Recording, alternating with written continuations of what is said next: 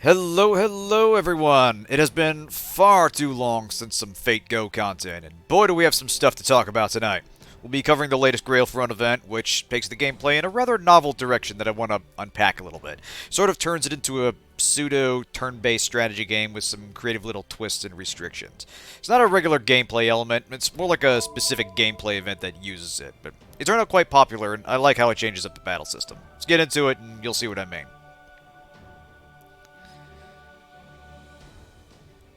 Yeah, Merlin's a dick. That's all that people need to know. Well, it's kind of the fun thing about it. Oh, hi there, Da Vinci Chan. Good to see you.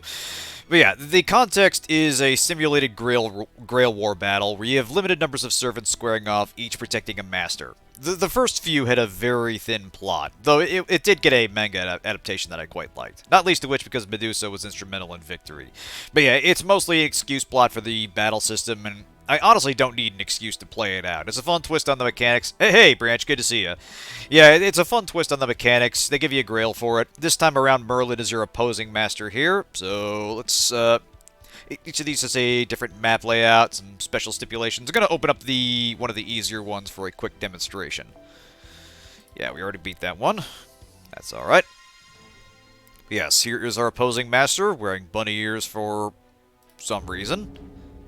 Yeah, there are some brutal ones on here. Like, the AI isn't necessarily what I would call clever, but sometimes the map design makes good use of it, and they find ways to punish you. So anyway, yes, here's the situation. We're here, Merlin and his boys are over here, and we're about evenly matched on this map. We actually have a slight advantage because Castor and Pollux here won't move. I'll explain about that in a minute. But you win by either taking out your opponent's team or landing 3 hits on the opposing master.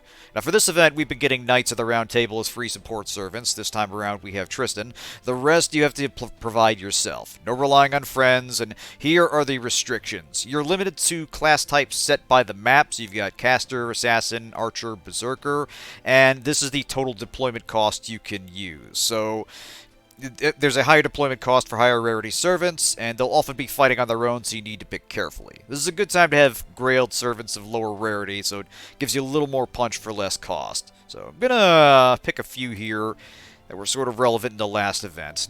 Let's see. So we're gonna go with Nitocris, Magal Serenity. Let's see. Uriel, and lastly but not leastly, Tamamo Cat. So yeah, the last event was kind of a fun Herc, throw Herc and Dunzo. That's the thing. One fun way to easily get through most of these maps is to build it around a single powerful unit. And there are a handful that are just unmatched in terms of survivability. Herc is obviously one of them. Qinshi Huang is another one. Super Orion. Basically anybody that's got Guts and Hard Evade, or like layered combinations of both, is going to excel at the gameplay we've got going on here. Let's get the ball rolling and we'll see exactly how this plays. Yeah, Chad Orion. God, that man is a beast, and every appearance he's in, he is just highly amusing. Like, it's a testament to the writing that he can credibly pull off just, the silly facial expressions and being the butt of slapstick comedy, usually involving Artemis, but also have, like, sincere character moments, especially in, especially in the Lost Belt. Atlantis, I tripped over that, but yeah. Yeah, that's just it. His crits land like noble phantasms unto themselves. Anyway, let me focus on the game here. So yeah, you've got a limited number of action points, 5 points to move each servant. They each have a limit of 3 movements per round. So Tristan has taken the lead here. The nearest enemy is the Dioscuri, the Castor and Pollux, but this is a special case where they are actually protecting something. Normally, we've already cleared this map, so there's no treasure chest here, but this event has added treasure chests and optional things you can pick up on the map. They're protecting one of them. They're basically a super boss. They won't move, but you have to bust them in order to get it. So less of an issue here, but let's move some people into position. That's alright. Honestly, this is the kind of game where it's kind of fun to have people talking about stuff and joining in, so by all means. So we will move Serenity up a little bit to intercept Nemo there. The big problem here is going to be Canis there. So we're going to want someone that can sort of tank the hits and dish it out in kind. Uriel, we'll want you in position eventually, not right now. So how about you move over there? Nope. Little interface thing here where you click on a unit to select them. If you click on another adjoining unit, it'll think you want to switch places, which isn't necessarily what you want to do. If you want to deselect them, just click off them. Not a huge issue. Anyway, we'll move Cat out. Let's let the enemy start making their moves. You can see there's little doodads on the field. Some you can pick up for temporary power-ups, like this heal icon, this quick boost.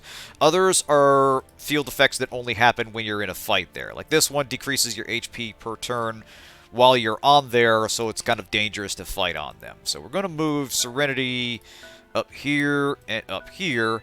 Bit of a waste of the heal, but I want her there to sort of draw attention from Nemo. The AI is peculiar in that sometimes they're smart enough to rush certain objectives, and sometimes they can be baited into an obvious attack. Hey, Ivory, not in this battle. We will be featuring her in the next demonstration, however. So let's see which enemy takes the bait. So yeah, Nemo's going to go over here and run up against Serenity. They don't really mind what the class advantage is. They're more about attacking whatever is closest. Okay, so yeah, Captain Nemo hits a decent amount, but this is one of the big differences here. In regular gameplay, your turn order is fixed. Your team goes, their team goes. That's not the case here. The enemy can be proactive. You need to be ready for them going first. Now, that sounds simple on paper, but that's a significant change to how you approach combat. Which abilities you fire off first, whether you rack up crit stars, which order buffs and debuffs wear off. So, for instance, we got Serenity here. She's got a charge drain and to decrease her critical rate on the enemy. Normally the charge wouldn't be terribly useful on round 1, but because Nemo went first, his charge is already building up.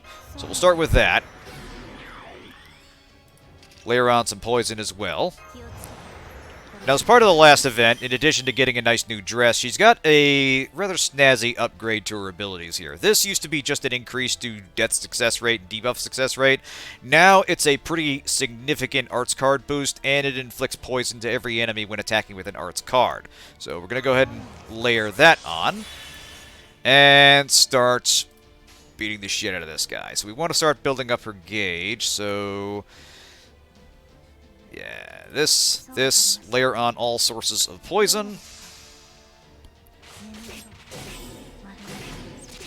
Since we've already beaten this map, I'm not too worried about optimal strategy here. We're just going basically to show off some stuff. Now you'll notice that because she ended her turn last, the poison didn't proc. That is another reason. That's another reason why going first is kind of significant, because that structures the turn in very specific ways, and you sort of have to adjust your thinking based on the enemy potentially going first. Now we'll go again.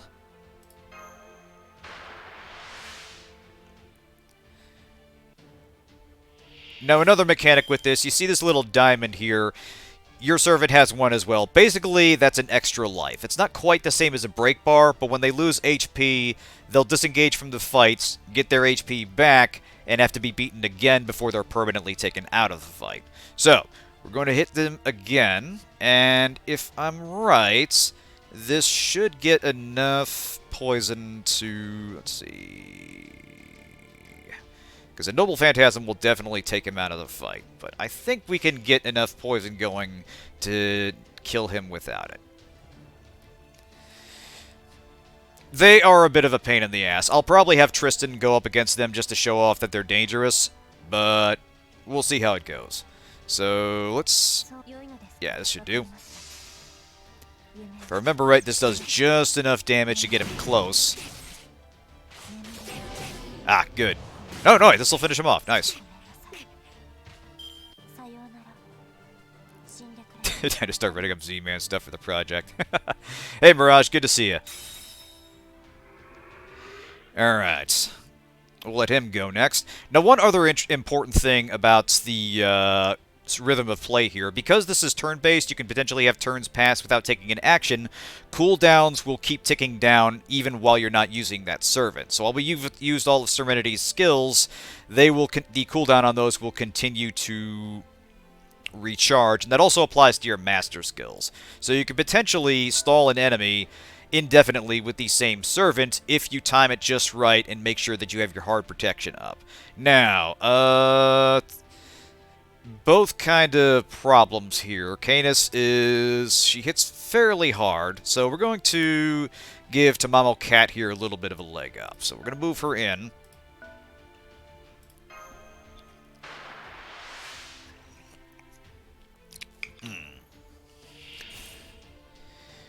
Now then, let us increase match XP, debuff immune. Yeah, why not? Here's what we'll do.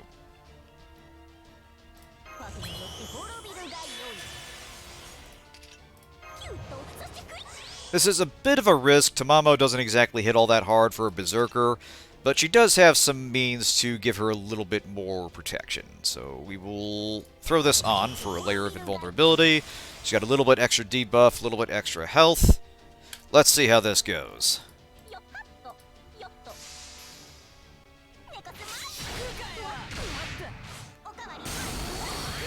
Yeah, not exactly all that hard hitting, but she's got an interesting combination of teams like self-support, sustainability, and survivability. So she has her uses, but she's a little bit feeble by herself. But that's alright. I kind of wanted to show off just a little bit how some of the less commonly used servants work. She'll probably attack on the next round, and we'll have to play around that. That's alright. Herc, cat ears, and a foxtail, apparently. Yeah, we'll see which way the game takes the bait. Alright.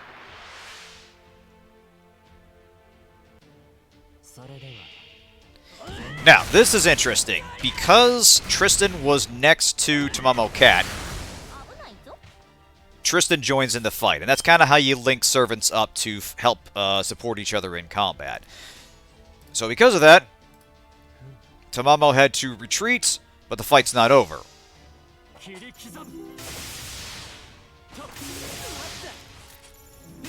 That gives Tristan a chance to join in. Now he's at class disadvantage, which is not a small issue with Canis, but this does charge up his Noble Phantasm.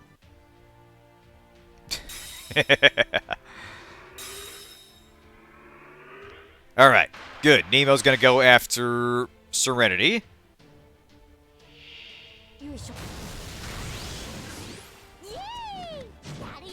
With all the poison stacks, we should destroy him. 13,000. That's my girl. Now, we'll go ahead and give him a finishing dose.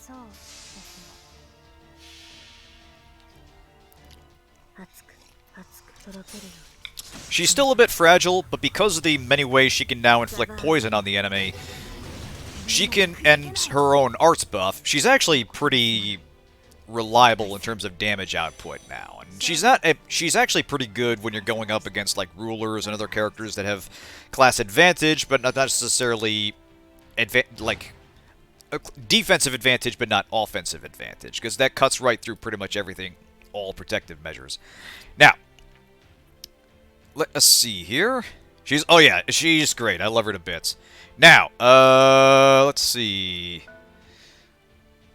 Now, Canis is on her back heels as well, and I think we can make the most of this. So, let us have Cat finish her off.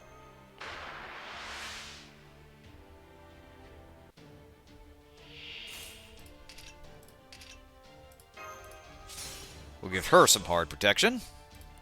And might as well give her a little bit of a shot in the arm as well.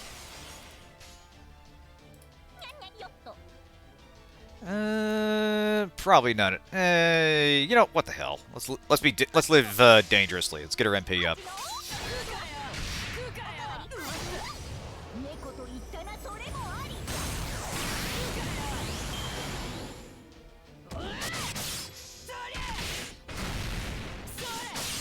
There we go. Yeah, she's not the best at what she does, but damn it, she's just too charming. I'm weak to this kind of thing. Interesting side note, her Noble Phantasm is area of effect and also puts on her a pretty substantial health regen.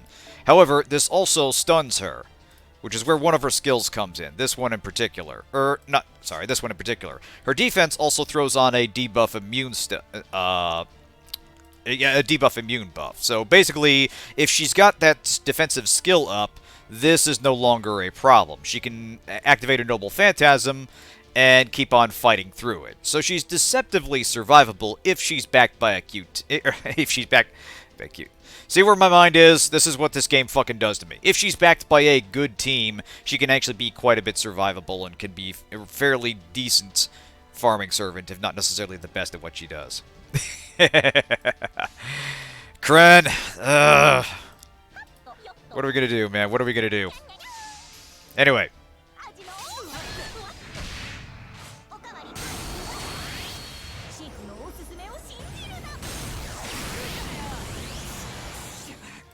Suffer in silence and enjoy the kawaii, which is fake go.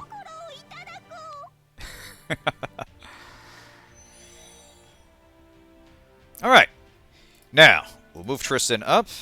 Now, here's the thing with the AI, is that once they exhaust their main offensive options, they usually turtle up and play defense. What you'll see is you'll see your, Jason and Cersei here sort of stack up around Merlin and wait for me to try to overextend. I'm not going to say the AI has a plan at this point, and it's more just kind of a, if all other options are exhausted, tank up and wait for the enemy to make the first move. So yeah, they're kind of shuffling around. They may even expose Merlin. So I'm not going to say it's terribly intelligent, but some of the maps do make the most of the terrain and can punish you in surprising ways. So let's bring our other servants out.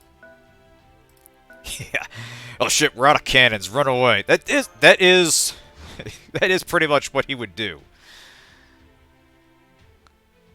Cute is all that matters. See, Eyes gets it. Alright, we're going to show off the Dioscuri here. And Tristan's probably going to get his shit pushed in, but we'll see how he does.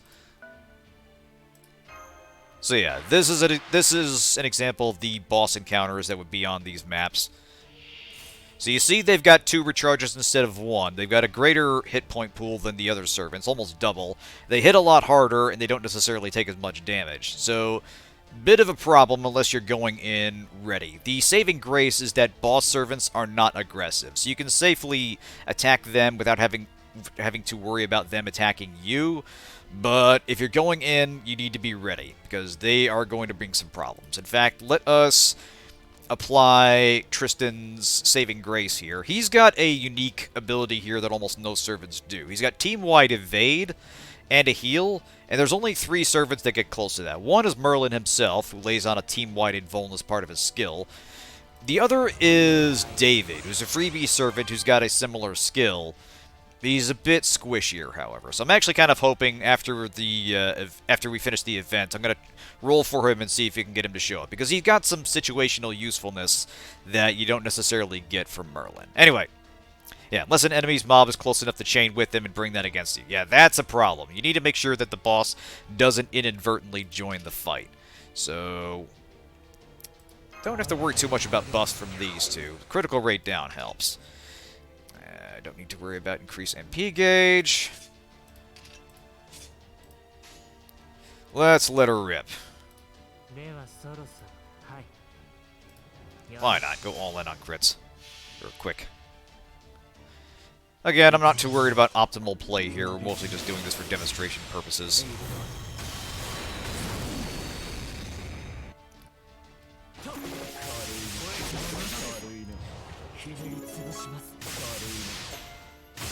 Ooh, we got lucky there. That was very close. Yeah, you see how the bosses not only have additional hit points, but just take less damage in general, even through class disadvantage. So when you go in, you want to be ready.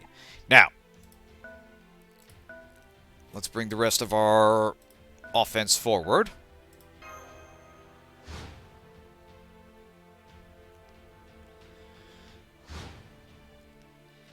Alright, so Nitto, how about you head this way? Uriel, why don't you head this way? Yeah, they have 3 lives instead of the normal Grail Front 2. That's a big difference. Punish him. Uriel's another freebie servant, but she's got some situational usefulness. Oh boy, of course, because, see, I overlooked this. Cersei was right next to him, so she's going to be a problem. She's joining in this. So, how about we try this?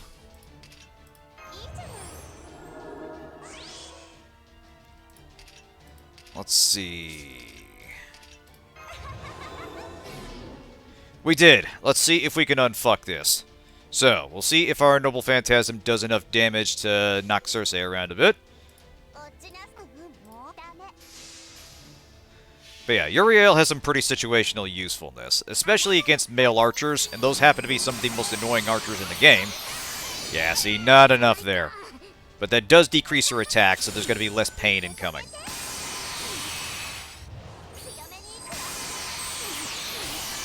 Yeah, not quite enough. Now, fortunately, since Jason was stunned, that limits the number of attacks that the enemy can use, which is good. With any luck, they'll switch around and maybe coax Jason into attacking. Yep, here we go. He's going to be stupid about this. Now, you'll see here Jason won't have backup because the game changes which servants count for support in battle depending on whether they're attacking or defending. Like, the game will have a visual indicator who's going to take part of the fight, so that's good to have on. So that's a good thing to pay attention to. In fact, when we get to my turn, I'll show how it works. So let's go ahead and light that up again.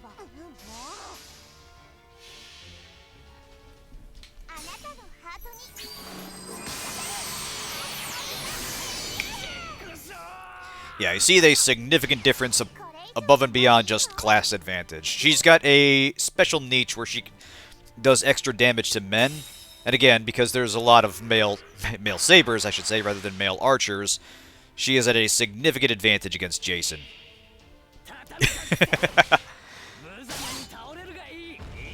I mean, if you're going to have backup, Hercules is exactly the kind of backup you want.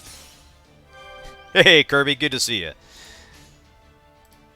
But yeah, his whole thing is amusing. Like, most of his attacks are just getting other people to do the fighting for him. Specifically the rest of the Argonauts. I mean, she's basically a species in Fate at this point. Like, in the Nasuverse, there's probably a good 15 or so characters that are either variations of Artoria Pendragon, or they have her face but are different characters. Okay, so here's what I mean. So when you're about to attack, you see the servants that are involved. When you're attacking, any servants that are adjacent to the servant you're attacking will be able to join in. But when you're defending, it's any servant that has direct access to it. So for instance, I think... yeah, you'll see Tristan here is the only one joining, even though Tamamo is next to him. But if there was a straight line between these nodes, then Tamamo would be able to join in the attack. But if the Dioscuri were attacking, these two would be linked in the fight to come. So, good thing to pay attention to. I played Goat Simulator 3 for 6.5 hours. So, we're actually going to back off and let Nitocris come around and take a bump out of these two, because she's got a little bit more health to her left. Honestly, I forgot there were sequels to Goat Simulator. There was just kind of this weird physics game that I appreciated but never really got into myself. Yeah, stop speaking an accident after the second hour. Yeah, think of it as the character is moving to the square and it has to have links via said square you're moving to. Yeah, that makes sense. If no links, no additional members. Anyway, Nitocris. Ah, damn it. See, this is where my, let's say, lax attitude towards farming gets the better of me. I've been trying to get extra caster gems, but I've got a ton of casters waiting on them. So this wasn't quite enough to get her all the way up. So we're a little bit of a disadvantage here. However, we have other things at our disposal. we'll save that in case they actually do lay down debuffs. I don't expect her to. Let's play who's the better caster. Yeah, I could use a command spell, but we'll hold off on that for now.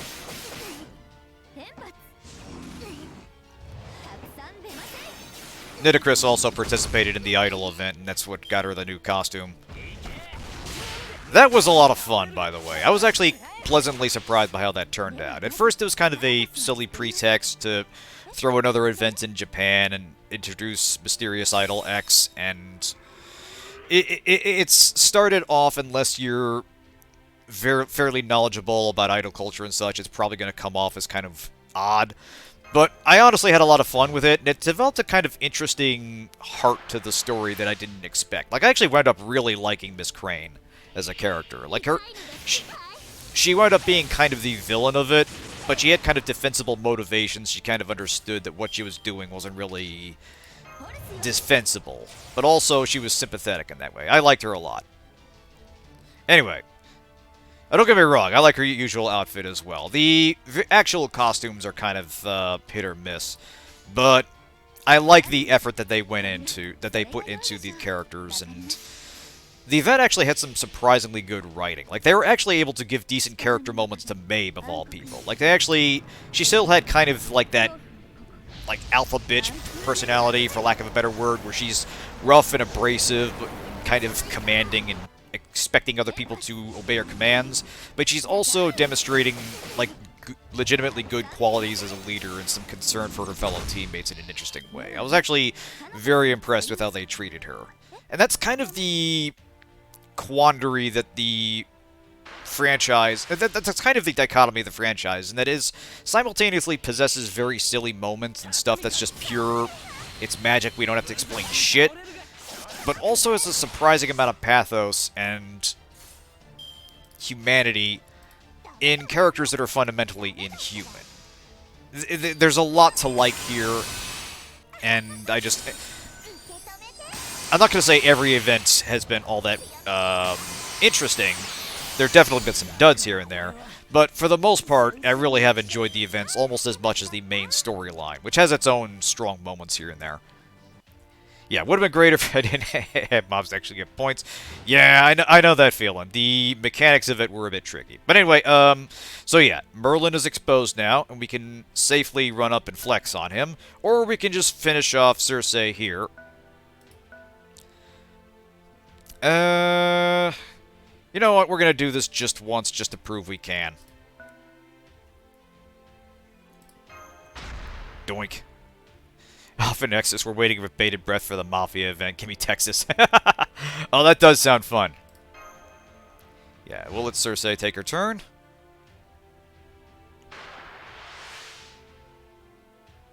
So yeah, if we managed to land 3 hits on Merlin, that would have been a victory.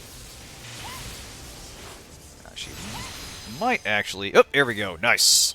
Alright. Uriel. Be a dear and finish her off, would you?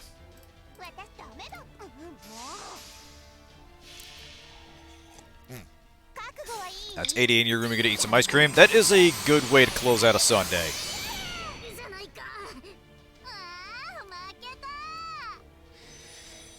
Sorry, Cersei.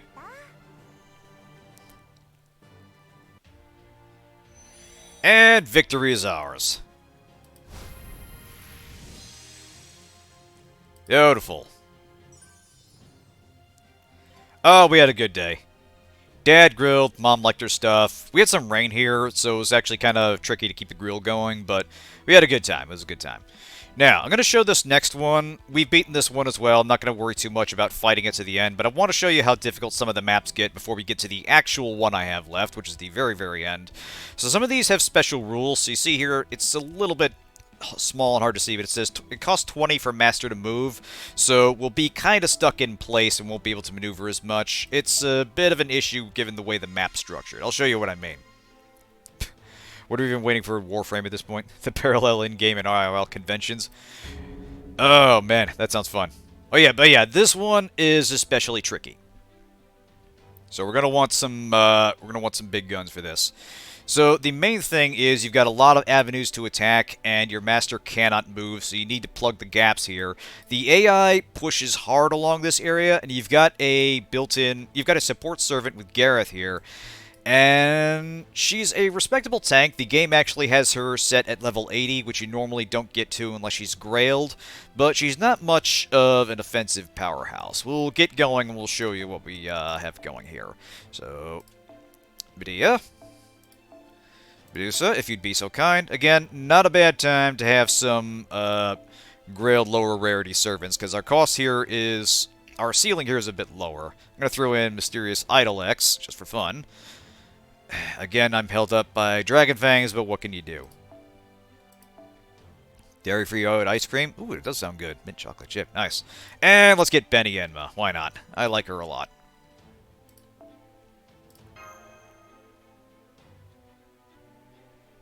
Come on, foe. There we go. Alright. So, a couple things to keep in mind here. You got another boss servant over here we will be ignoring. Amiya has one annoying fact about him that makes it dangerous to approach with a caster, which is normally what you'd use for class advantage. He gains a buff that does extra damage to casters. So if yours doesn't have any hard protection or means of recovery, you could be in for a rough time. So that's something you want to keep in mind for this map. Yeah, the annoying fact is well, this is a different Amiga. This is Kiritsugu. This is a different generation. He is significantly edgier, you might say. Yeah, that's his dad, exactly. Anyway, so we will want to... This is a bit risky, but we're going to bring her here as kind of a... to draw the attention of Tota there. And sort of block that area, but we need to keep in mind that sort of opens that right lane. And Billy here will move over to attack Master if we don't plug this gap immediately. So it's something we need to keep in mind. So, Benny... I know Billy has class advantage, but I think you'll be able to work around that.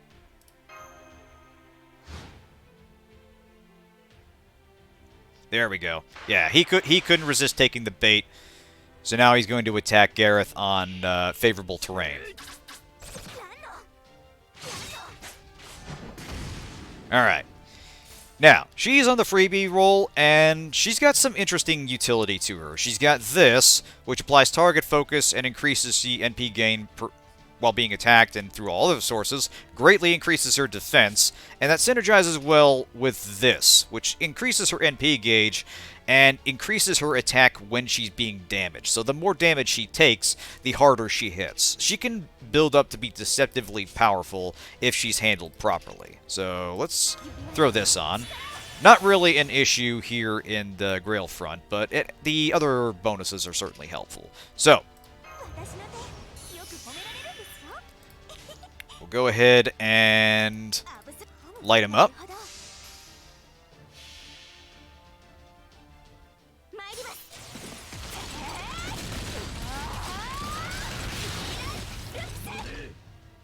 There we go. So not a lot of damage by itself, but it does lower his defense, which means she can start to string together a lot more damage, especially once she actually starts taking hits and gaining attack buffs.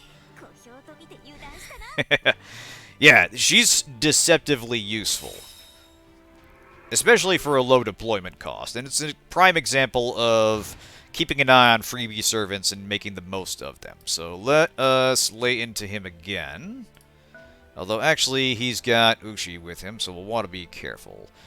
But, she does have guts. So I think we'll be okay.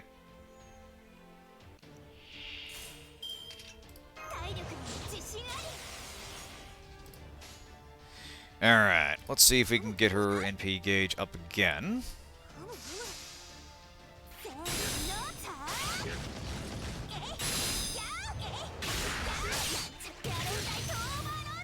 Alright. Nice! She's ready to go again.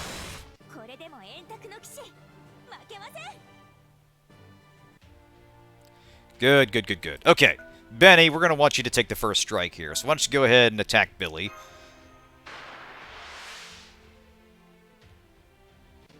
Oh yeah, she's ready to go. Now, We will want to evade up first.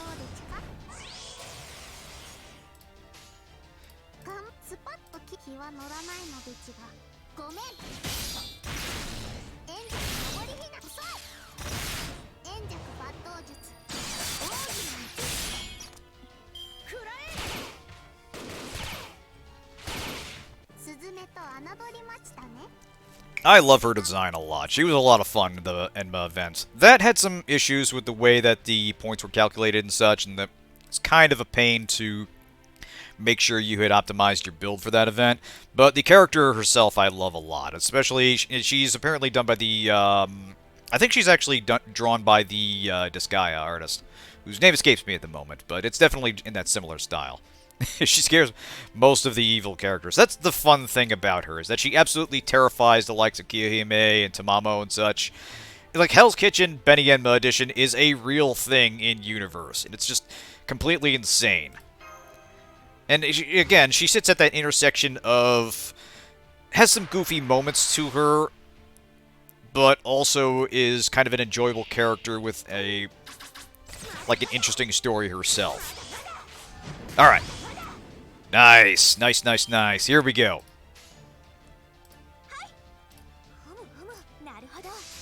Punish him.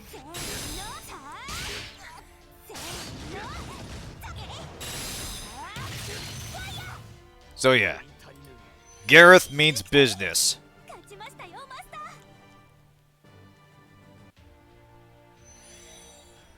Alright.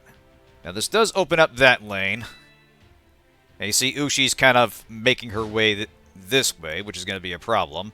So, we can't exactly get over there in time unless we do this.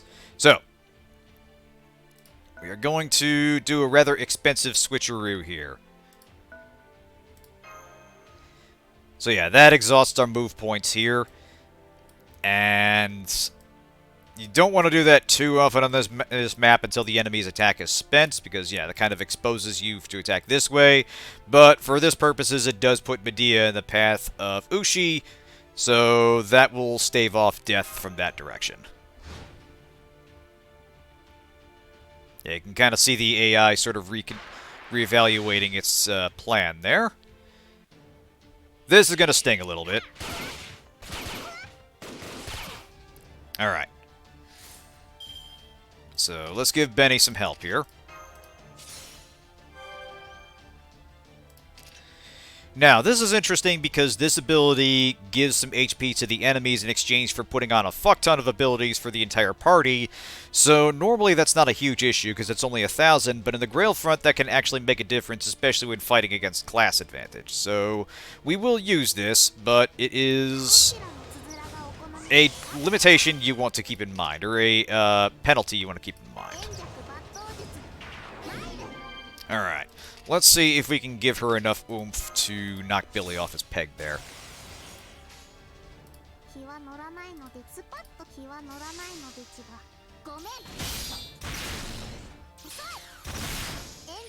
Nice! Sometimes a lucky crit can happen. Nice. Way to go.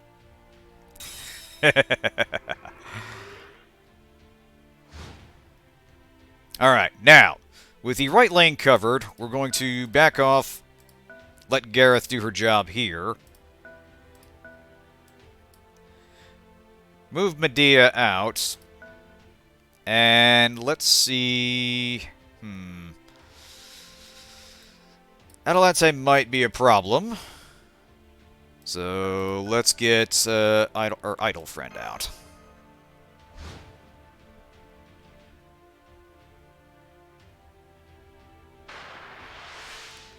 So yeah, there's a kind of chess like a chess-like quality to the way you move and like if you're just relying on a single super unit. Oh, there goes Benny, unfortunately. If you're relying on a single super unit to clear the map, obviously your calculus changes a bit. But depending on what you use, there's a there's a nice element of strategy to the way you proceed and the way you move and counter move, and the AI is generally decent enough about faking it while they have offensive units in play. As mentioned, once you've broken their offense, they'll stack up with what units they've got left and wait for you to basically claim victory. But the combination of some good map design, some interesting stipulations, and the restrictions on your own team make it pretty fun to play through these. I really do like these events, and I'm glad they're deciding to do more of them. Now, we do have an issue here where Atalante is trying to make a move, so we're going to cut her off.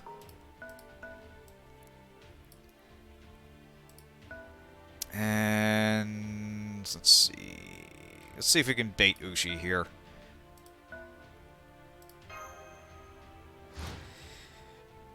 Not a decent strategy is to basically get the AI to spend its action points on attacks that won't necessarily work all that well. And that can protect your more vulnerable servants while they get into position. So, Medusa. Since Atalante didn't do all that much, how about you go ahead and give her a nice howdy-do.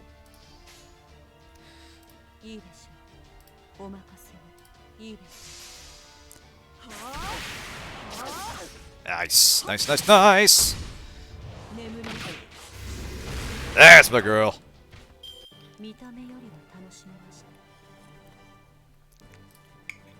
Alrighty.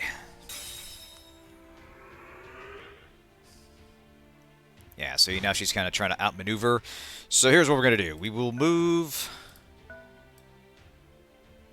Yeah, Ushi won't be able to get too close. In a single turn, at least. So... let's show off Mysterious Idol X. Now, Mysterious Heroine X Alter is a character that requires some degree of explanation herself, being essentially a Sith Lord from the Servant universe who is Mysterious Heroine X's friend. For the Idol event, she basically got an Idol variant herself, which is a foreigner. I don't know what the razor-thin justification was, and really it doesn't matter. Her gameplay is being anti-Berserker. She's got some team support on her, so her attack can restore HP for all allies. She's got some pretty good self-buffing here, including a one-time evade for 3 turns. She buffs her Quick and Buster cards. Yeah, she's forwarder because artists are lunatics. That's pretty much it. So, crit strength doesn't help us too much here. Let's let her animation speak for itself, shall we?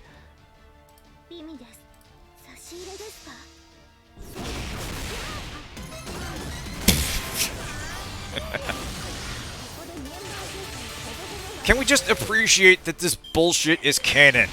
It doesn't make a goddamn bit of sense, and I love it.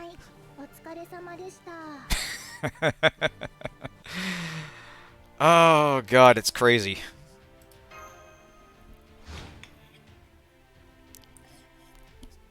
Oh, and she wants more. Good.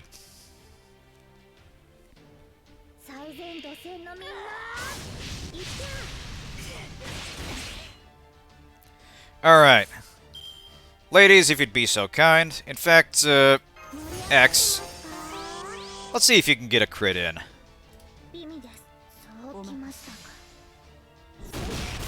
Nice! She gets 2, of course.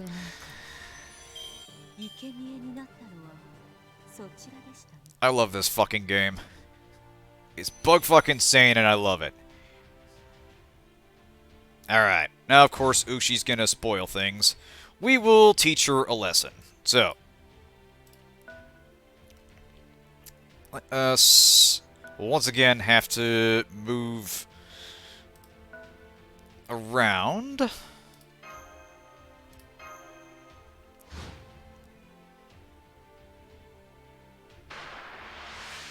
And that changes her approach.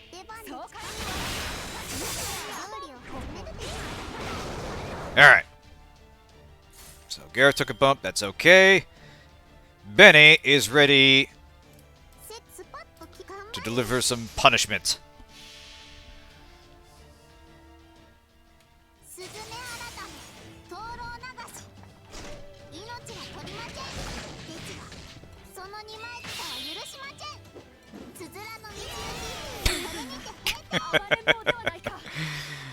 Oh, man. It's an adorable little vocal tick she has, where instead of, like, ending her sentences with des or anything, she's doing, like, dechi, which is basically trying to make, like, bird chirping noises as part of her speech. The whole sparrow motif she has going on is a big part of the charm. She's a foreigner because space. Well, that's one thing I like about Mysterious Heroine Double X. And actually, I think we can call this one a win. So we're going to back out and focus on the actual one I still have to finish. But yeah, Mysterious Heroine's Double X's thing is she's a foreigner because she's literally just from space. And you consider the other foreigners have all had some connection to foreign gods, or literally Cthulhu, or things that don't even have pronunciations in Earth languages. But yeah, X is just literally an alien. Anyway, let's get this last one going.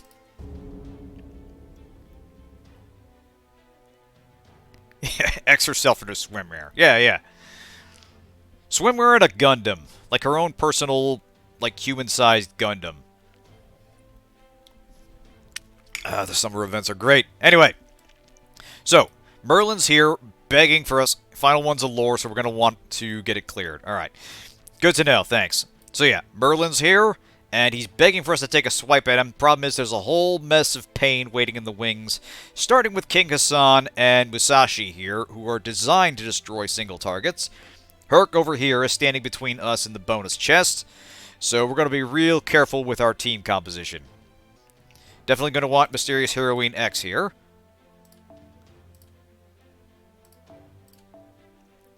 Fujino, your talents will be needed. So yeah, we're a bit limited in that we actually have more spaces than we have ability to field servants. So, Denzo, I want to show off what you can do.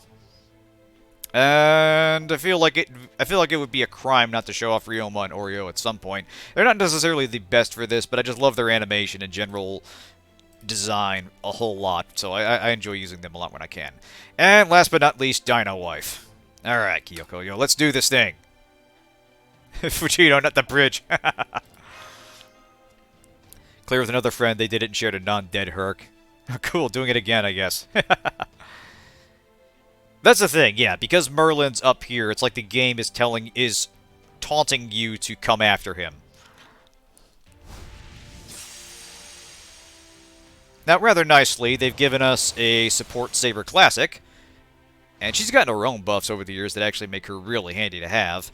But we are going to start very carefully. So we will move Saber up front. Oh, there's the thing. Exactly, yeah. She's able to turn all her cards into Buster cards, which means she can do crit... Yeah, she can do crits on demand, which is super, super handy. We do actually have more moves for this map since it's bigger and there's more enemies in general. So we're going to move Fujinon over here. That instantly charges her Noble Phantasm. Danzo. Kyo. X. Move on up. Actually, I probably should have moved Ryoma there. Because we want to bait King Hassan this way. We'll see if he moves.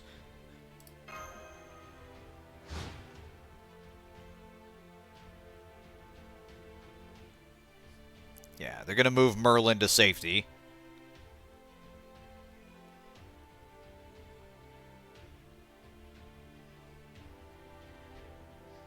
Nice! Here we go. Alright. Yeah, that's the thing. You can spend some of your points on giving craft essences for your servants for an extra buff, but that counts against your deployment cost. So if you're buffing a single servant or a couple servants to just dominate the map, that's a perfectly viable strategy. In this case, I'm going for kind of a quantity over quality approach, but each of them is going to have their uses. Anyway, let's show how Miss Twister works. So, ooh, okay. So this is interesting. We actually have a choice of targets here, and if we attack Musashi, Himiko and King Hassan will join the fun as well. But if we attack King Hassan, only Musashi will join. So these are kind of rare situations you don't see too often, but it's good to pay attention to who's going to be involved in the fight when you do. Yeah, she ruins the city traffic is what she does. Oh yeah, she is going to fuck some dudes up. So yeah, Fujinon is one of the more rare 4-star servants, and she's extremely valuable. She's got a lot of handy buffs here, the most powerful of which... Actually, it's kind of hard to single that out. But she's got one that increases her Buster card effectiveness, ignores debuff, and increases her NP gain, which we will be layering on. She's got this one, which decreases her max HP, but also applies a really strong damage cut, and a Guts for 3 turns. So she's very good at keeping herself alive. Now you'll notice here every servant started with a hefty NP charge, so we want to take these units off the board as quickly as possible. This other skill gives her a good chunk of crit stars, and allows her to sure hit enemies with evade, so we're going to save that for later. But, if I'm right... this should be enough to wipe out Hassan and Musashi in one turn.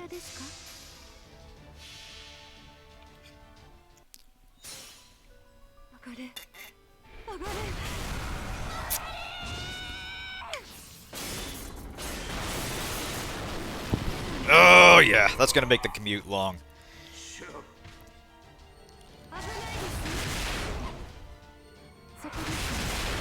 Oh, so some of them were one and done, including Himiko. Good to know, thanks. Alright. Way to go, Fujino. Yeah, she's up against a significant handicap. But she's very, very good at what she does. In fact, let us do that again.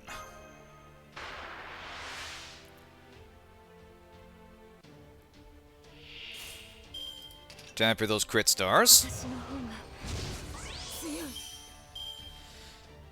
Alright.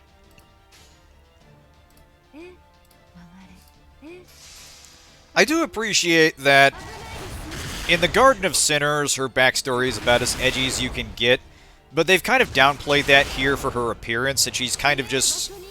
she hasn't really had much story presence outside of, like, the 5th Summer event, which is all based around, like, horror movie situations. Yeah, you'll see here Musashi isn't even scratching her. That is an insanely powerful defense cut buff.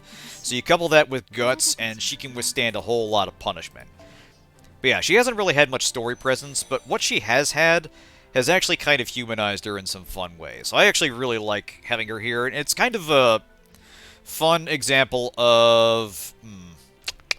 yeah, see, now Himiko's going to get involved, and that complicates things. But, fuck it. Let's have her go for the hat trick here. That's right, yeah, the summer event rerun's coming up. The summer camp event. That was fun. Alright. We'll count on that. We do want to take Musashi out, so we will do this.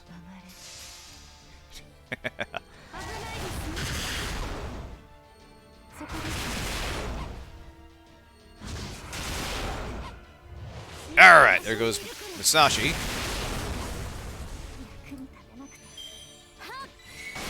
Alright. Himiko's got a bit more punch to her, unfortunately, so we'll need to be careful when she does fight.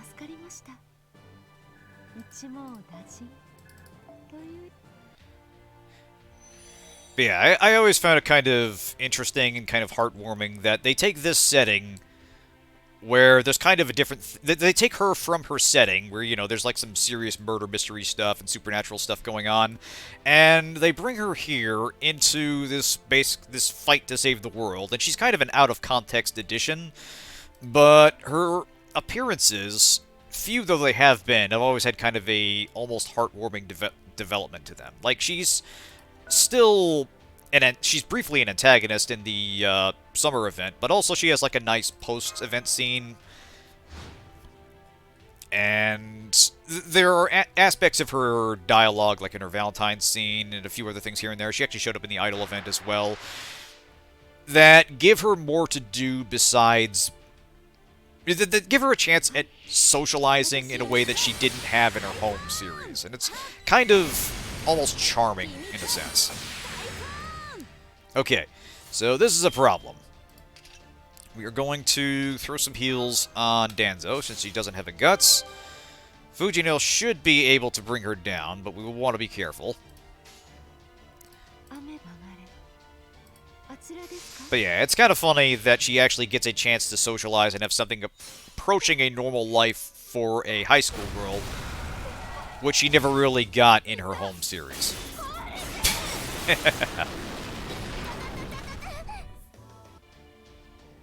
Alright, this probably won't finish her off.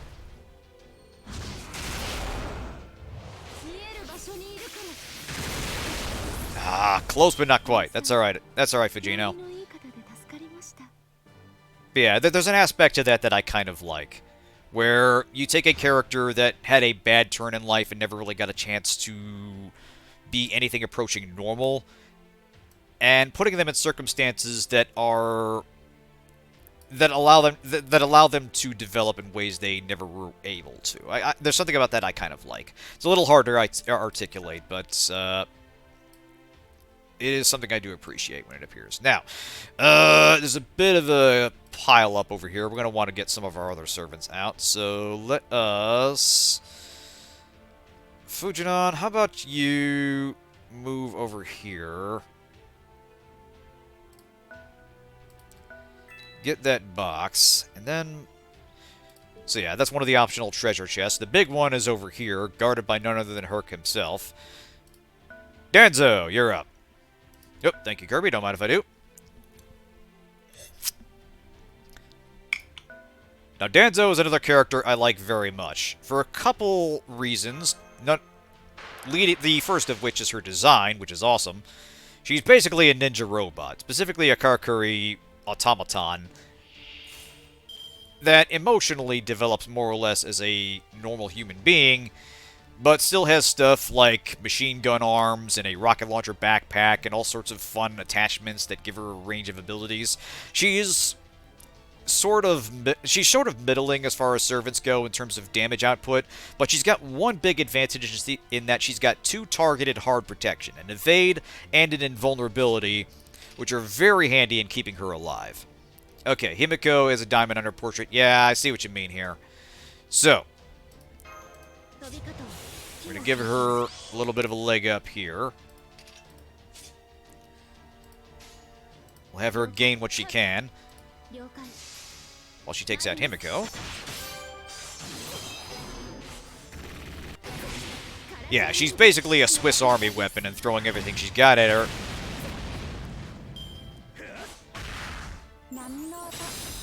But also she has like the memories... She has like the memories of the Fuma Ninja clan and is sort of a surrogate mother for Kotaro, but also she was sort of trained by the same clan. It's an interesting case, and they do some fun things with the fact that she has memories that aren't necessarily hers. So let's see. Let's see if we can peel some people off. In fact, actually, let's do this. Kiyo, how about you step on up over this way?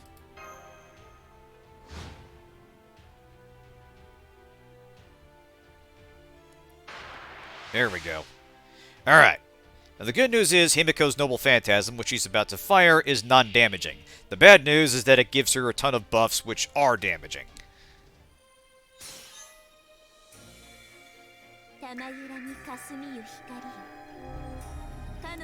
Ah, must be the first time I'm seeing it on the blue stacks here. The first time you see a Noble Phantasm, it'll play out at its normal animation, but afterwards it'll be sped up quickly. Power of rice agriculture. Okay, so she barely survived that. Nicely done. Now, do we have enough muscle to take her off the map? Let's find out. So I'm going to do this. We'll throw an evade on her, in case anybody else gets the same idea and comes up. Maybe this will apply to the following turn. It's a little difficult to predict whether buffs will hold before the enemy's turn expires. Let's find out. But anyway.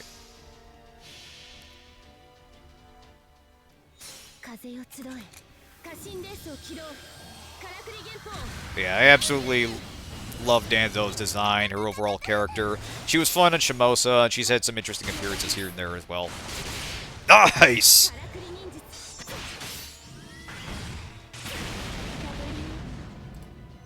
Way to go, Danzo. Yeah, see, the evade stays there, so anybody that attacks her next should run into some hard protection. Nice! That's kind of what I figured. Thanks. Now, here comes Achilles. Oh, I should have brought in Penthesilea for the Berserker. That would have been a fun matchup. Alrighty-roo.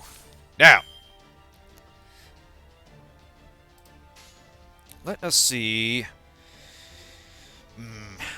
Let's see, this command card enhancements gives us a pretty substantial heal, but it's on a 3-turn cooldown after she uses it, so not a lot we can do there. So let us just do some damage. Again, maybe we'll get lucky with a crit. Looks like not. That's alright. That's alright. She's got enough muscle on her to do it anyway. Good job. So yeah, she's not flashy in terms of damage output, but she's got good survivability, and in situations like this where solo... a servant's ability to fight solo is extremely important, she is deceptively powerful. I like bringing her out in situations where it works. So, we are going to move Saber Classic up. Fujinon, how about you take 5?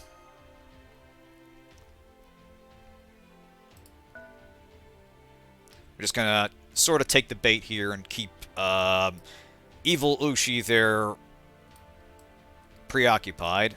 She's got a whole thing. She's got a whole complicated thing herself. We will burn that bridge when we get to it. But anyway, we're gonna try to finish off Achilles here.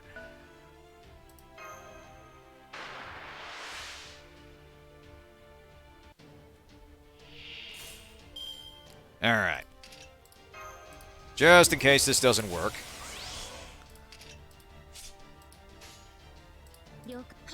Hey, there we go. It's up again.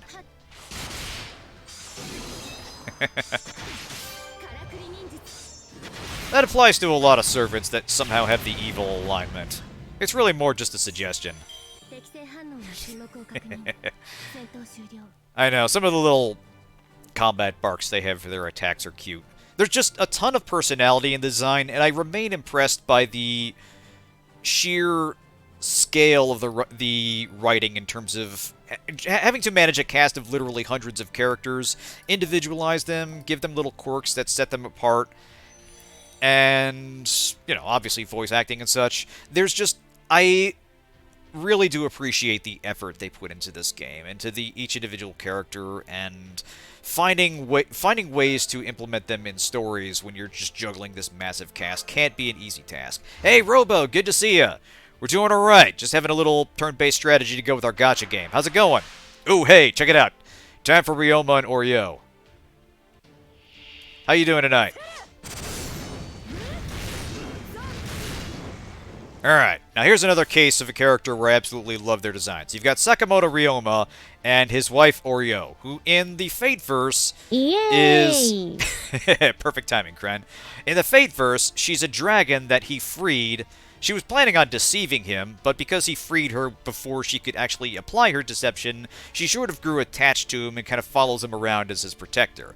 And you'll see here that she's, you know, superficially human and just kind of a schoolgirl with very long hair, but she's sort of hanging like a puppet. She's acting like she doesn't really understand what a human body is supposed to move like, so she just sort of uses it in just a very blunt way. So let's go ahead and buff him up. I don't know the full story, however. I know the story of how they fended off the assassination attempt at their honeymoon, but I don't know how they met in real life. I'm sure that's an actually interesting story into themselves. I do remember from the I do remember from the silver case that theirs was actually the first honeymoon. But anyway, yeah, we want to show off the way that these two fight in tandem. It's just really cute. So yeah, she's just winding up with, like, physical punches, just diving in to physically attack. He's using an actual sword and gun as part of their combo. I really do love the way they work together in combat. Yeah, she was staff at a bathhouse where he was resting up, and she busted in and helped to save him from an assassination attempt. While naked. An actual anime meet cute.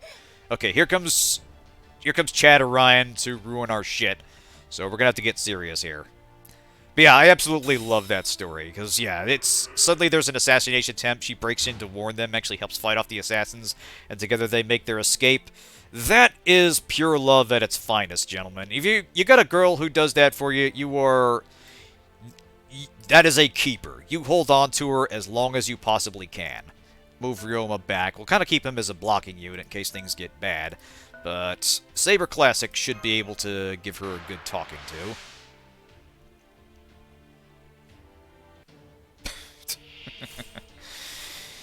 Yeah, sadly, I do not have enemies that would attempt this.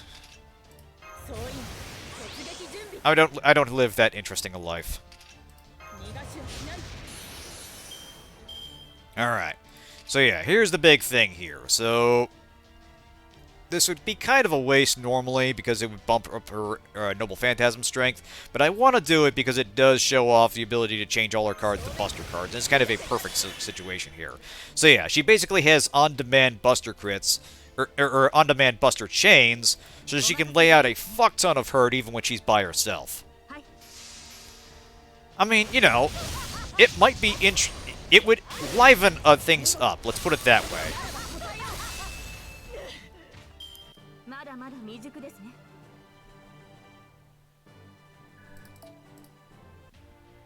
Anyway. Alright, we'll leave those two to play for now. Danzo. Actually, wait. This might be worth trying. This is not the wisest course of action I've ever had, but I do kind of want to show off Kiyo, so fuck it. No guts, no glory. Well, I did remember one critical aspect of Danzo, in that she buffs the party and not just herself. So,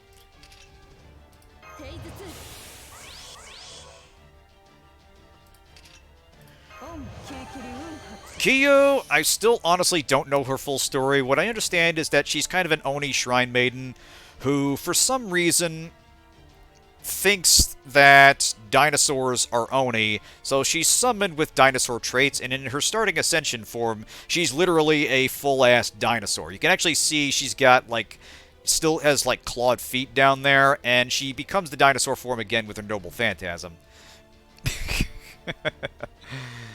Oh, time for a pun, huh? Alright,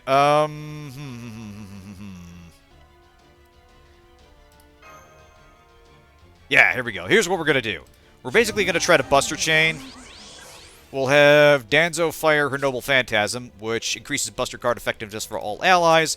That'll give Kiyo some extra oomph against Orion and should chase him off before he can fire.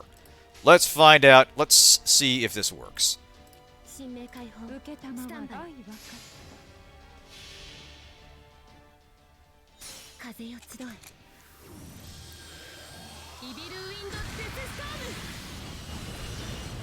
Alright, it's a good bit of damage there. Sorry, Orion. Yes! Beautiful, beautiful. Super Orion, more like Super Bye-Bye-In. Ha-ha! Alright. Now, he unfortunately still has his second life left, and he's going to use it to punish us on his turn.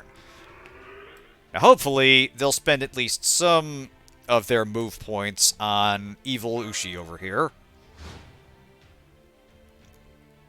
Good, good. Okay. Alright. This will be an issue because he'll be hitting Kiyo with the full might of his Noble Phantasm, which isn't damaging, but like Himiko... Oh, shit! Yes! Aw, thanks, Kirby. I appreciate that. So, yeah. Because he's a bit of a philanderer, he's always at risk of Artemis finding out and causing it breaking his neck in the middle of her Noble Phantasm. So, extra layer of enjoyment there. But, looks like he did not succeed in finishing off Dino Wife. So, let's let her heal herself up. Let's give her a little bit of oomph. And light him up. Verse. That's the thing, yeah. Since the AI doesn't have the same range of abilities that like they have the same abilities that the characters do, but they're limited to 3 actions with regards to both skill and attacks. They can potentially use 3 skills for their turn and not actually make any attacks, whereas you, the player, can use as many skills as you want before committing to an attack. So the AI, their rules are not your rules, and that works out in your favor. So, we still have you over here to be a problem. Alright. I did, yes. I made a pun about Orion. Alright. Let's see if Saber Classic can finish her off.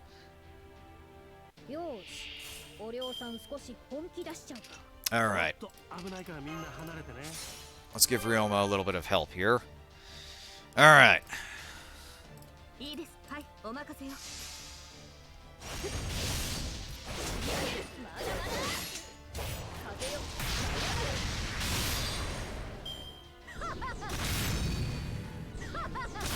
Yeah, it's gonna take one more turn. That's quite alright. That works out perfectly. Hey! We actually get an extra turn. Now, I'm not able to predict when this happens. I think it's when you have more than one servant starting to attack, but I'm not 100% sure. But yeah, we get one more turn here, and that should be enough for Ryoma and Oreo to finish her off.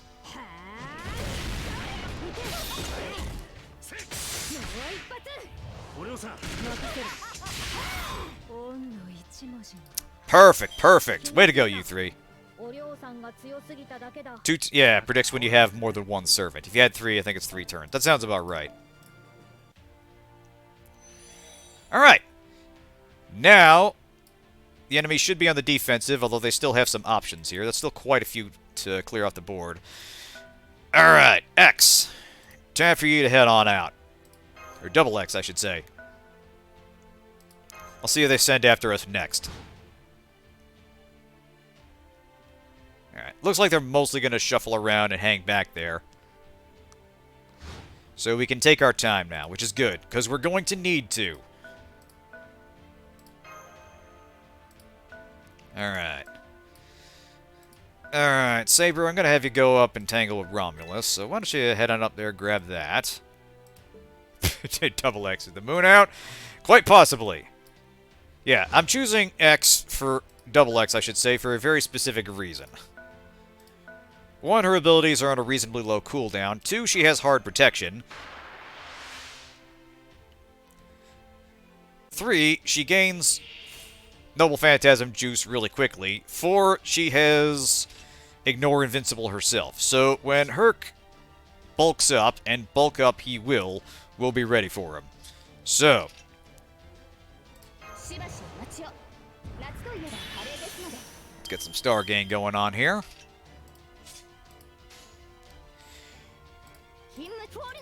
Oh, I should have grabbed the quick one. That was a guaranteed. Oh well.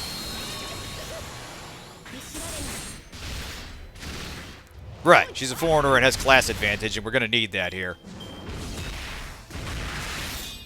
Yeah, you see here, he's absolutely laying into her, so that's extremely dangerous. If he was actually aggressive in this, like if he was part of the enemy you were normally fighting against, that'd be a huge fucking problem.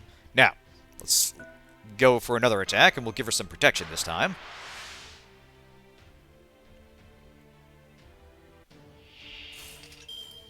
Give her some of her own protection.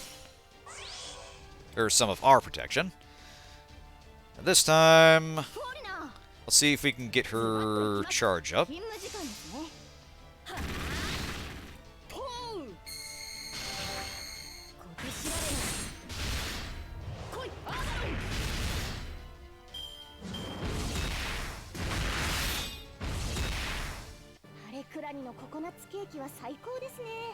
Alright. Alright, it's good enough for now.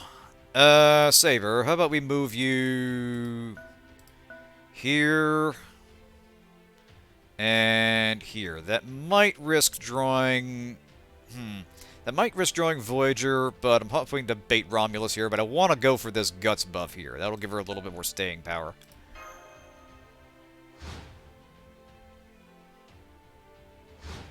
Ah, yeah, see, the AI just passed their turn here, so yeah, they're purely on defense, which serves me just fine. Alright, now... let's pop one of those bubbles.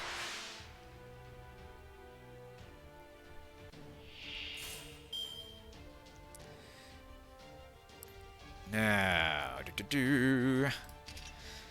We'll go ahead and use this, because this also gives her charged her NP gauge, and that should be enough of a boost there. We'll also heal her. Now, this is a bit risky, but she should do enough damage to break the first bar.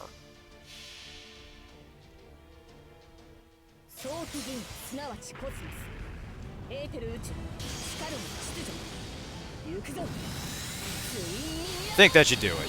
It's a pretty hard-hitting Noble Phantasm. There's a reason I invested in her. She's actually really good in single combat, and a lot of boss fights against foreigners are basically one-on-one. Or Berserk. Well, you know, she's actually good at fighting other foreigners, but yeah, she's very good at taking out single-target Berserker bosses, which just happen to come up quite a lot. Now, Saber... let's move you over here, and let's have you start working on Romulus.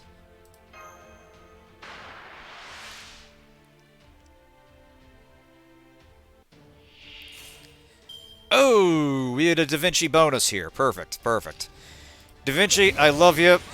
You picked the wrong time to join up with an opposing party here. I apologize for this.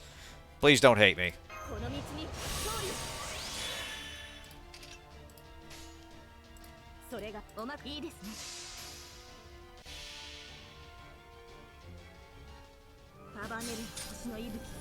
The one, the only, Excalibur.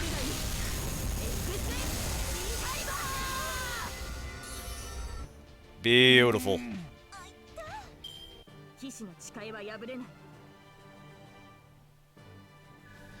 Alright. That works out perfectly. That'll leave both of them on their back heels when we have to fight them. Alright. Let's see. Danzo, how about you move on up? Your skills should be recharged.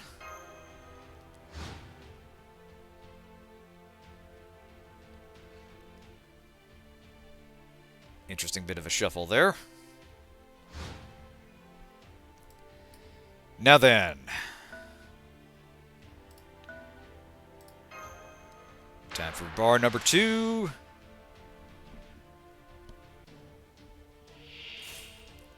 He's almost ready to fire that. But almost is still a little bit risky, because he can potentially crit and cause problems. So we are going to shield her up. And we'll probably just swap in Danzo with some hard protection when he's ready for his Noble Phantasm. Goody, goody, goody. Alright.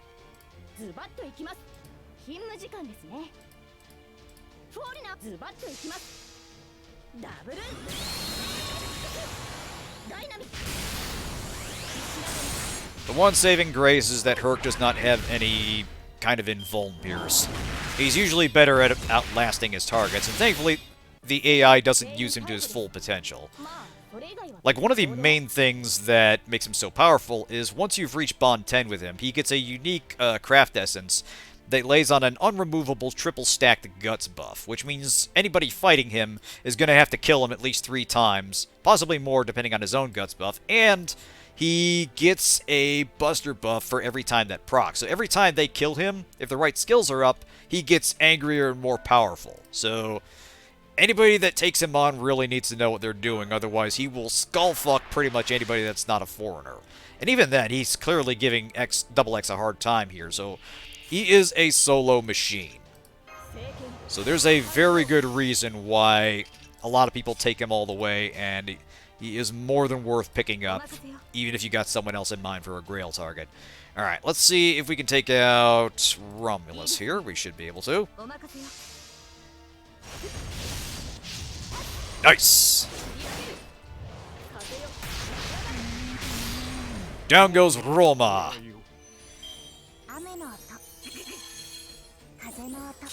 Alright, now we lucked out here.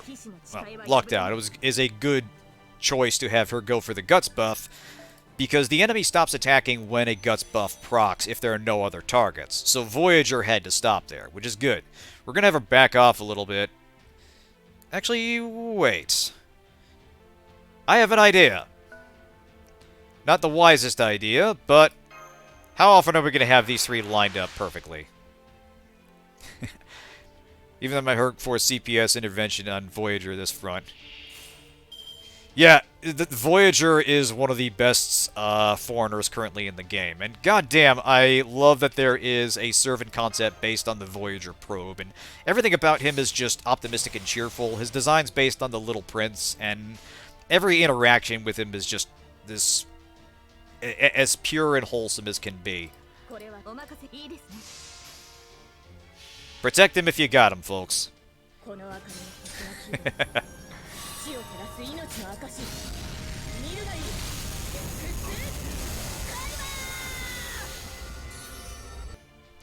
Nice! Oh, this is perfect. Oh! Your Highness, you're doing great tonight.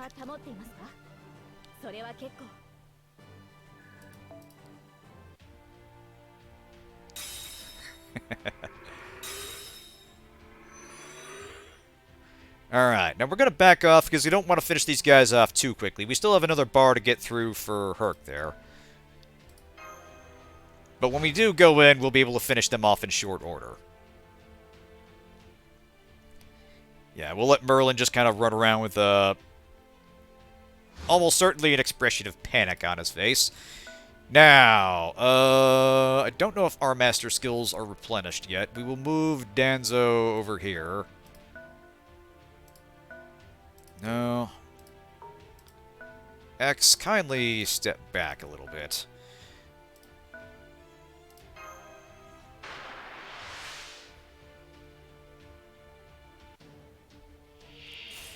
Alright. Danzo, go ahead and tank up.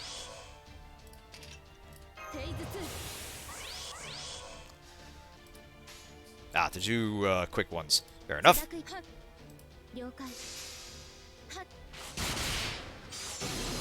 Not necessarily all that helpful, considering the HP pool we're working on, but every little bit helps.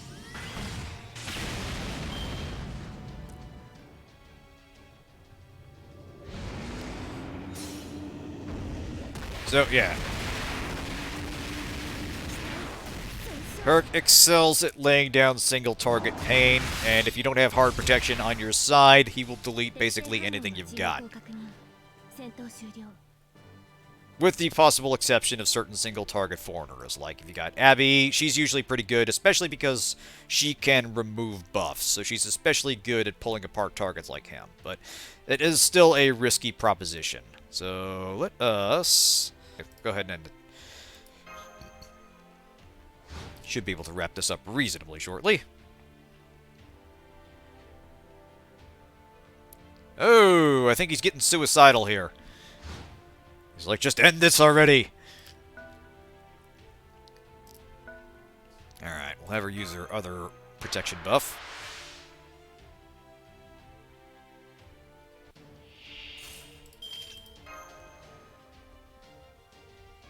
Actually, she might be able to... Nah, you know what? No, better not risk it. I wouldn't be able to forgive myself if I got her killed on stream.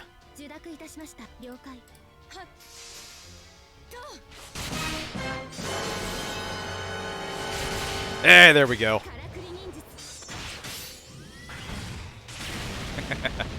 She probably would have been fine, but... sometimes I risk it, sometimes I don't. Alright. Now, X. Yours has not regenerated yet.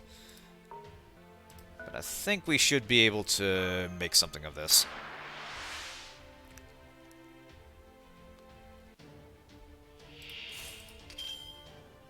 Yeah, this should do.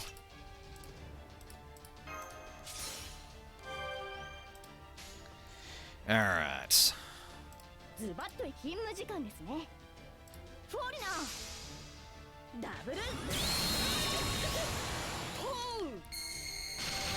should have grabbed both arts cards, but that's alright.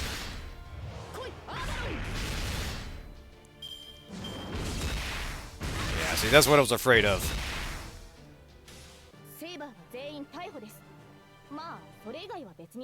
She's still got her she's still got her extra life on her, which is good. Alright. Not quite. Hey, she's got it up again. Good, good, good, good. Okay. Nope. Sorry, Danzo. Back one space.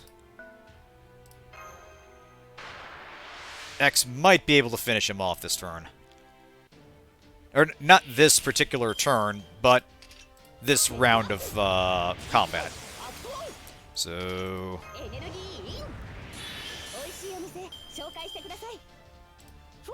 Oh yeah, there's some tasty crit buffs there.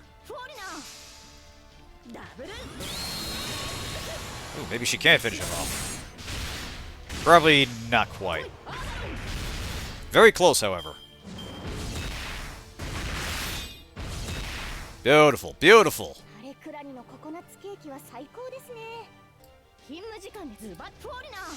Bye-bye.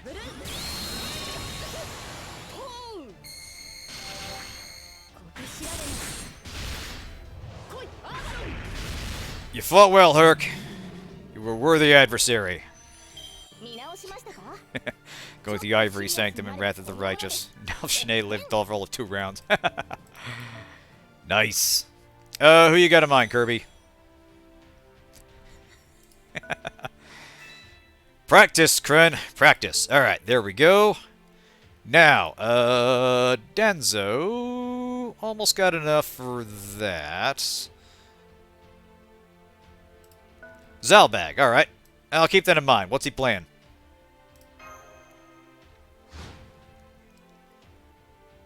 Alright, looks like he's going to go after Saber.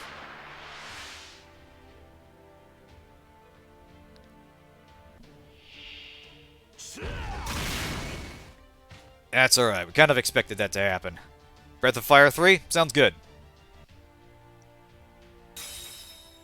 Alright, shit. He might pressure her again. Okay, good. No, he wasted the turn. Perfect. Perfect. Alright. Oh. I think we can come up with a much more fun thing to do here. Danzo. Go spank Merlin. He's been a naughty child. Now, sadly, we can't... hang on a second. Maybe... No, not enough action points. That's alright. Saber. Do you think you can finish him off in 1 round? Probably. Actually, yeah. With her... Yeah, with her abilities up, she definitely can. Alright. Sorry, you. Gonna have to beat up your husband. Hope you understand.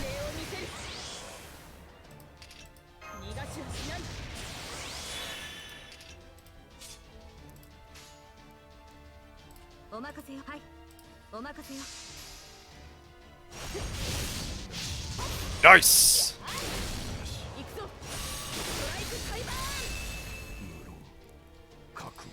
It's a very long and complicated story, Kirby, but yes, her husband is a centaur skeleton who's also kind of a robot supercomputer. It's the Fate universe. I'm not even going to try to explain it.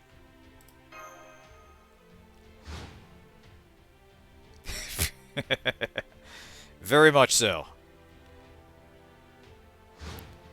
Oh, yes. That is, And you know what? He's the saint for putting up with her. Let's put it that way.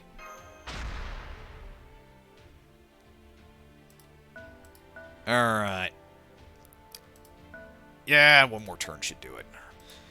I'm going to leave Voyager standing. He's a good lad. He just got mixed up in a bad crowd.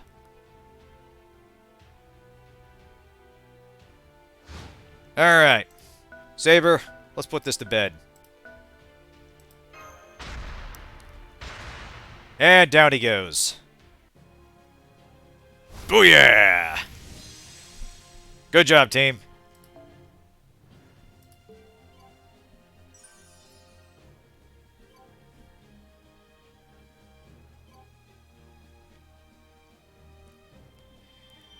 Nice, nice, nice. Give me all them mats. Alright, we get the last tier of the Holy Grail, which means we can exchange it for a Holy Grail. And our job is done for the night. Outstanding. Good job, team. Now, before we go, you saw we got a summon ticket there. We're going to have a little bit of a fun. Centaur robot, not skeleton. It's complicated. Basically, she's from a different universe than him. He's the version of her husband from the universe where the Emperor basically robotified him for being awesome, and since we got him, you decided to jump him because she's still technically your husband. So, things. Yeah. Again, it's fate. Try not to think too carefully about it. They play with concepts in a very fast and loose way. Anyway, so they have the Knights of the Round Table up for the summon banner. We had them on the supports for the bonus support. You may remember Tristan here. I've been trying to get him for a while. I have Mordred, I have Lancelot, I don't have him. We're going to throw these tickets at him and see what happens. Off we go!